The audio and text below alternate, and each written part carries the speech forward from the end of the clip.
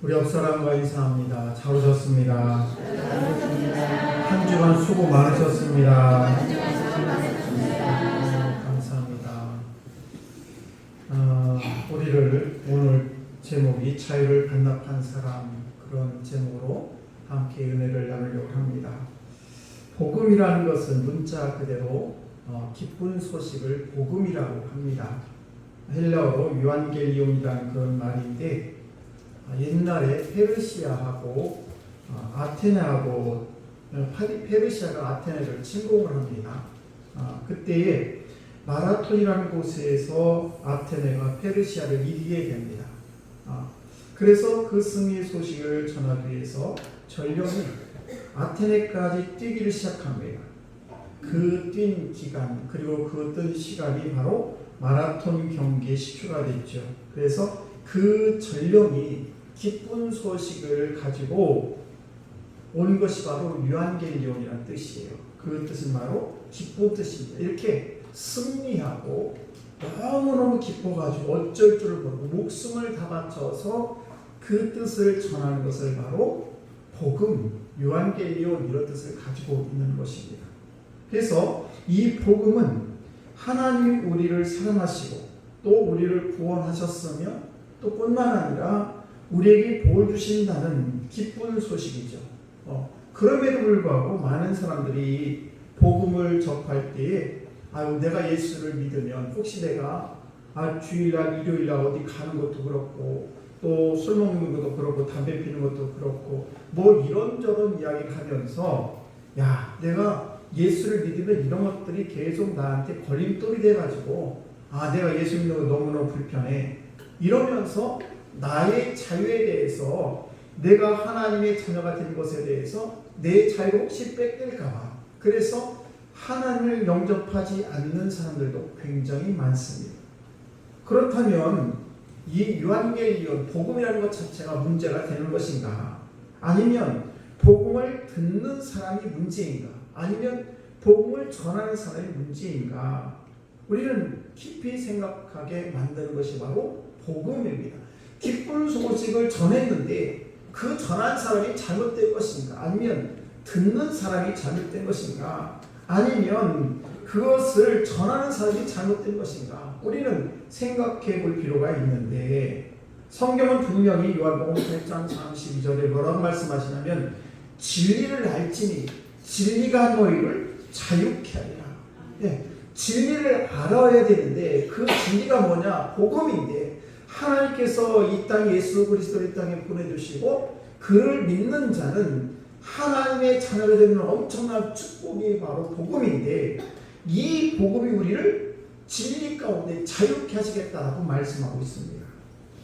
그런데 이 복음이 우리에게 분명히 자유를 주신다고 말씀하셨는데 대다수 사람들은 복음을 생각하고 하나님을 생각하고 그리고 하나님 앞에서 내 모습을 생각할 때 내 모습이 왜 이렇게 초라해 그러면서 내가 진정한 자유를 얻으려면 하나님을 믿는 것이 자유롭지 않아. 그래서 불편해한다는 사실입니다. 그래서 내가 가고 싶은 것, 내가 하고 싶은 것 이런 것들을 못하기 때문에 차라리 예수를 믿느니 난 안 믿어 이러면서 자기 자유를 제한한다는 그런 생각을 가지고 복음을 멀리하는 사람들이 많다라는 것입니다. 그래서 성경은 하나님을 아버지라고 부릅니다. 그래서 실제로 사람들은 하나님을 파더라고 생각을 하지 않고 버더라고 생각한다는 거죠. 귀찮다. 하나님하고가 귀찮다. 그 하나님 믿는 거 너무 귀찮아. 이렇게 생각하는 사람이 너무 많다는 사실입니다. 현대 철학자들이 하나님의 존재 이유에 대해서 부인하는 경우가 있는데 왜 부인하는가? 여러 가지가 있겠죠. 그런데 그들은 과학적이고 또 논리적으로 하나님을 없다라는 것을 증명할 수가 있는 것이 아니라 오히려 인본주의적이고 실존적인 차원에서 사람이 진정 이 세상에 자유하려면 나를 억압하는 사람이 없어야 나는 자유하다라고 잘못 생각하는 경우가 많다는 것입니다. 예를 들면 누군가가 자꾸 내 어깨너머로 나를 지켜보고 있다면 얼마나 불편하겠습니까? 그러니까 하나님께서 계속해서 나의 인생 속에서 나의 뒤에서 나를 계속 쳐다보고 있기 때문에 내 삶이, 내 행동이 불편합니다. 그렇기 때문에 예수를 안 믿으려고 해요. 진정한 복음이 무엇인지를, 기쁜 소식이 무엇인지를 알면서도 내가 불편하기 때문에 난 예수를 믿을 수가 없어. 이러면서 그런 식으로 신앙을 접하고 있는 것이 현실한 사실입니다. 그러면서 저와 여러분들도 예수를 믿으면서도 이런저런 핑계를 대면서 부자유스럽다고 얘기합니다. 자유스럽지 못하다고 합니다. 그 첫 번째 이유는 뭔가 하면 하나님이 너무 어렵다는 거예요. 하나님 어려워요. 왜 그렇습니까? 항상 나를 지켜보고 있는 것 때문에 내가 부담스러운 것이죠. 예를 들면 저하고 식사하는 분들, 우리 성도들도 목사님 앞에 계시면 밥 먹는 거 굉장히 부자유스러워서 잘 안 드시려고 하고 자꾸 자리를 피하려고 해요. 어르신들도 한 달에 한 번 식사를 하는데 제 앞에 잘 안 앉으려고 해요. 그래서 제가 저희 집사람을 앞에 앉혀요. 그렇듯이 하나님께서 계속 나를 바라보기 때문에 그래서 부자유스럽다는 것입니다. 그래서 나는 하나님을 믿느니 차라리 하나님을 안 믿고 나는 자유스럽게 그냥 살고 싶다라고 생각하는 분들이 너무 많다는 것입니다. 그렇다고 해가지고 그런 분들이 하나님을 온전히 믿고 잘 섬기느냐? 그렇지도 않습니다. 늘 부족하다고 깨닫고 생각하지만은 그러나 하나님 뜻대로 살기가 어렵다라고 생각한다는 사실이죠. 제가 아는 어떤 집사님이 계신데 저한테 이런 얘기를 해요. 목사님, 찬송가 중에서 찬양 중에서 주님 내가 여기 있사오니 나를 받으소서 가진 것 모두 다 주께 드리오니 날 받으옵소서. 이 찬양이 있습니다. 이 찬양을 자기가 부르기가 너무 어렵다는 거예요. 이 찬양을 하기가 너무 부담스럽다는 것입니다. 왜냐하면 나의 모든 삶을 다 주께 드리려고 그런 찬양인데 난 그렇게 못하기 때문에 그 찬양을 부르려면 왠지 내 마음이 감동이 안 되고 계속 부담스러워서 그 찬양을 부를 수 없다는 그런 고백을 한 것을 들을 수가 있었습니다. 대부분의 사람들이 다 예수를 잘 믿으려고 하죠. 그런데 잘 안 됩니다. 왜 그렇습니까? 내 안에 갈등이 있어요. 그 갈등이 뭡니까? 내가 이걸 꼭 해야 되는 건가? 하지 말아야 되는 건가? 이런 의무감도 있고, 이런 내가 이거 하지 말아야 되나, 해야 되나? 내가 예수를 안 믿으면 그냥 모든 것들 편할 텐데 라고 생각하면서 내 마음에 갈등이 있기 때문에 그렇습니다. 그래서 욕망을 쫓아가자니 마음이 걸리는 것이고 의무감을 다하자니 또 그것도 부담이 가고 그러니 차라리 예수를 안 믿는 게 좋겠다라고 생각하는 것이 있다는 것입니다. 이것이 인간의 모순적인 부분입니다. 그래서 늘 마음에 갈등이 있고 하나님과 상대 앞에서 미안합니다. 그래 왜 그렇습니까? 내가 자유하지 못하기 때문에 그렇다는 사실입니다. 그럼에도 성경은 우리에게 말씀하시기를 계속 자유를 말씀하십니다. 여기에서 자유라는 말이 오늘도 말씀 보니까 두 번이나 나오게 되는데 우리를 자유케 하시는 목적 자체가 자유라는 것입니다. 그래서 하나님께서 우리 자신에 대해서 뭔가 잘못 생각을 하고 있다면 이것도 문제가 되지 않겠습니까? 예를 들면 이것이 우리에게 고민되는 것이 아니에요. 예를 들면 우리 하나님께서도 고민이 됩니다. 부모가 때로는 자기 자신에게 어떤 존재인가를 생각하는 것처럼 하나님도 내가 인간을 창조했는데 내 말대로 살려고 이 인간들을 창조했는데 쟤들이 너무나 힘들어하네 이렇게 생각한다면 우리 하나님 얼마나 부담스럽겠습니까? 그래서 사람들이 나는 하나님을 떠나겠다라고 말할 때에 하나님께서는 그들을 붙들지 않습니다. 아담과 하와가 하나님께서 창조하신 에덴 동산에 살아갑니다. 근데 그 에덴 동산에 하나님께서 선과 악을 알게 하는 저 선악과 나무 동산 중앙에 있는 저 열매를 절대 따먹지 말라라고 말씀을 하지요. 그래서 이 선과 악을 알게 하는 이 선악과를 따먹지 말라는 이 말에 아담과 하와가 저거를 따먹으면 좋을 텐데 왜 하나님께서는 저거를 저기 동산 중앙에 만들어 놓고 왜 저걸 따먹지 말라고 했을까? 이러면서 따먹고 싶은데 아주 부담이 가는 것입니다. 그런데 하나님께서는 그 아담과 하와를 너 따먹지 마. 그러면 지키고 따먹으려면 왜 따먹어 하면서 혼내고 이러지 않았습니다.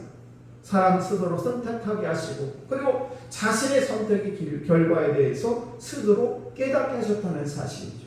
만약에 에덴 동산에서 하나님이 계분합니다. 야, 너희 손대지 말라니까 왜 손대려고 그래? 계속 하나님께서 간섭을 하신다면은 아마 아담과 하와가 불평불만이 엄청 많았을 것입니다.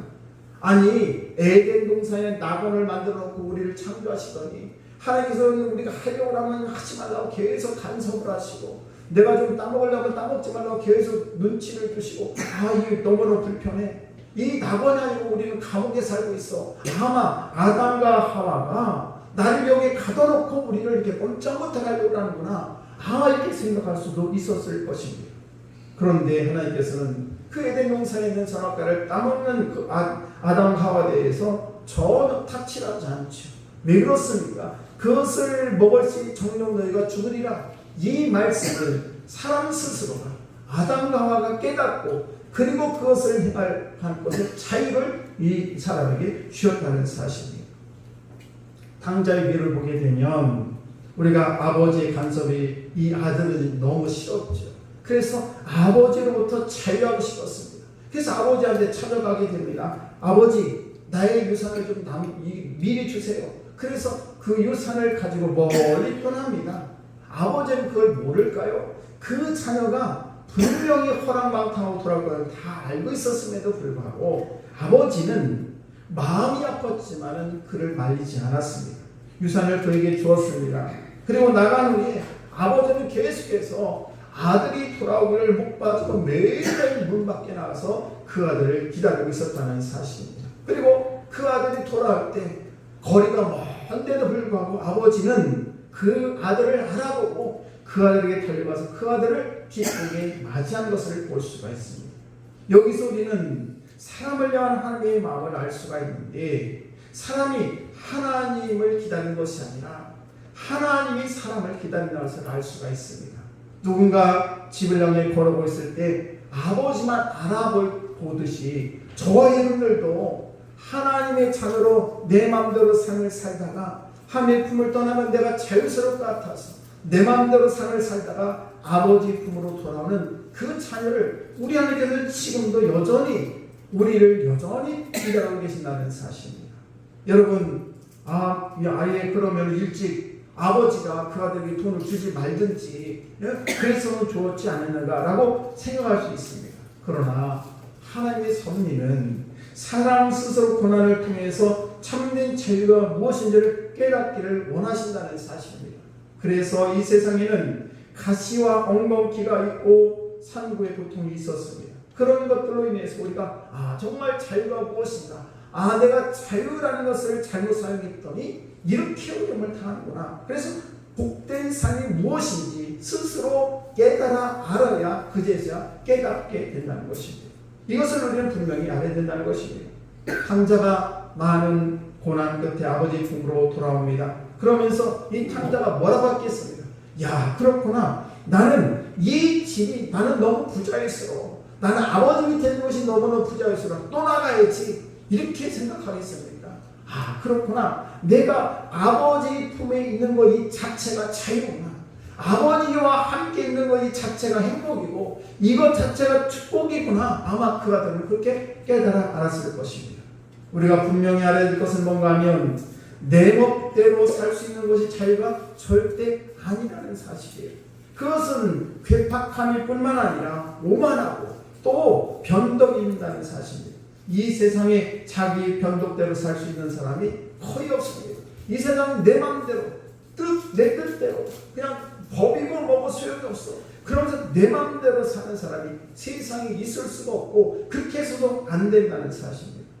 하나님도 그렇게 자유하지 못합니다. 만약에 저와 여러분들이 하나님 앞에서 죄를 짓고 우리가 우리 마음대로 삶을 살아갈 때 하나님께서 참으시고 또 참으시고 또 참으시기 때문에 우리가 여기 있는 것이지, 하나님께서 우리가 잘못했을 때 그때마다 채찍을 가하고 벌을 가한다면 우리는 이 세상에 존재할 분이 아무도 없었을 것입니다.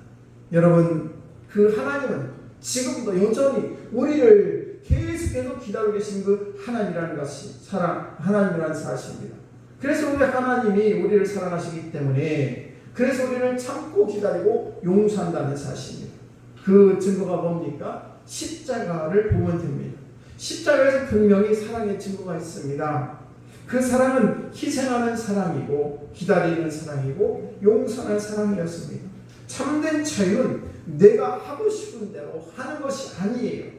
그것이 내 마음대로는 그런 권리인 것처럼 잘못 생각하는데 그것은 오만이고 교만이라는 사실입니다. 여러분 크레머라는 영화가 있는데 더스틴 호프만과 메릴 스트립이라는 사람이 주연으로 된 영화입니다. 이 영화에서 어느 날 아내가 갑자기 집을 나갑니다. 9살 된 아들을 놓고.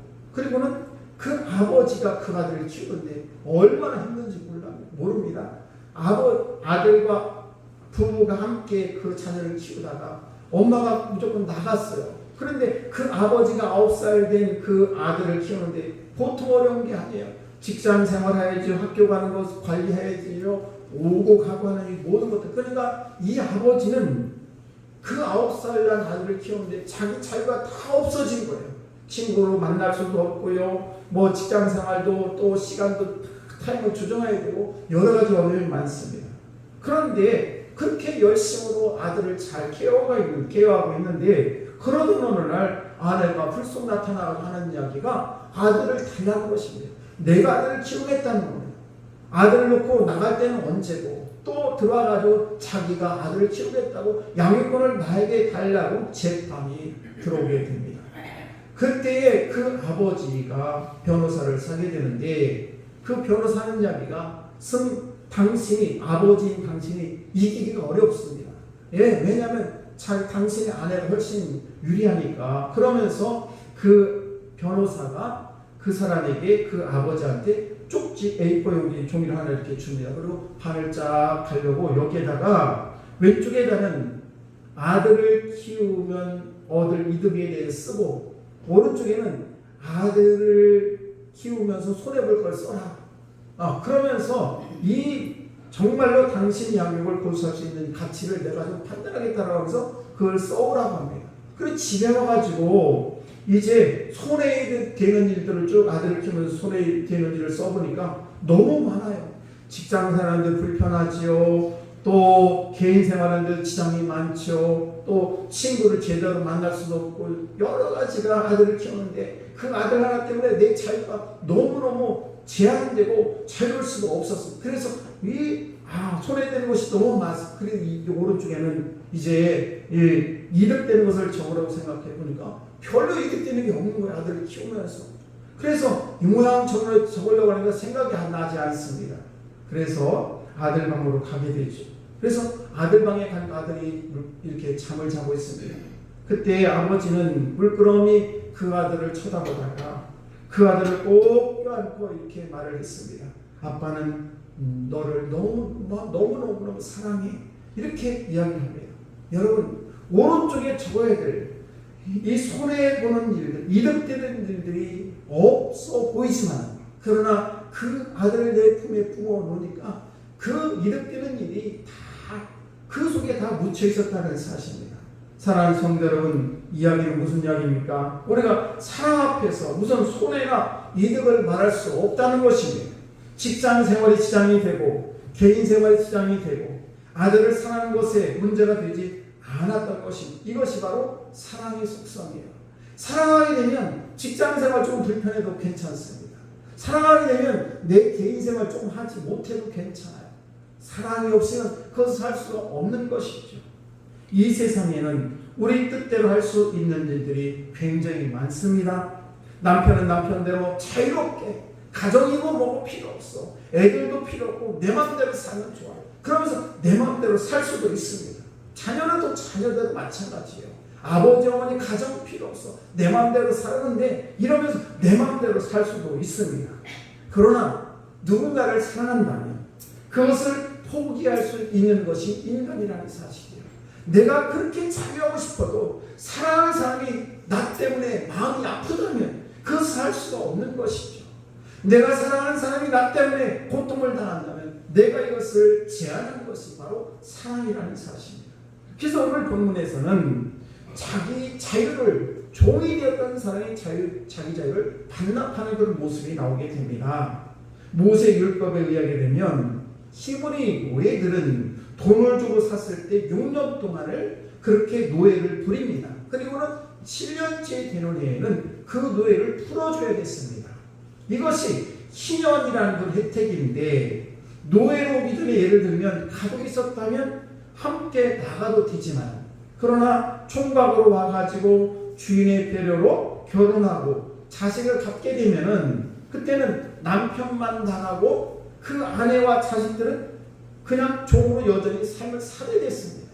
그때에 이 종이 됐던 이 사람이 이제 6년 동안 열심히 일하고 7년째 되는 날이 신년이 돼가지고 종에서 해방되는 그때에 이 종이 하는 이야기가 뭐라고 합니까? 나는 자유할 수 없습니다. 나는 그냥 당신의 지배에서 종으로 여전히 살고 싶습니다라고 고백하는 모습을 볼 수가 있습니다. 여러분, 출애굽기 21장 5절 말씀을 보시게 되면, 만일 종이 분명히 말하기를 내가 상전과 내 처자를 사랑하니 나가서 자유이지 않겠노라 한다면, 그 사람은 죽을 때까지 상전의 지배에서 종으로 살아야 됩니다. 그런데 그 안에 내 아내도 있고 사랑하는 내 자녀들도 있습니다. 이때 이 종이 뭐라고 합니까? 나는 그냥 당신의 집에서 종으로 살고 싶습니다. 이 종은 얼마든지 자유할 수가 있었어요. 자기 안에 가족이, 자녀들이 없었다면 자기는 얼마든지 자유롭게 종으로 살지 않을 그런 권리가 있었음에도 불구하고, 사랑하는 아내와 자녀들이 있었기 때문에 자기의 모든 자유를 다 포기하고 다시 종으로 돌아가는 그런 일이 있었다는 것이죠. 그리고 그 종은 영원토록 그 집에서 함께 종으로 살아갈 수밖에 없는 그런 처지가 되었다는 사실입니다.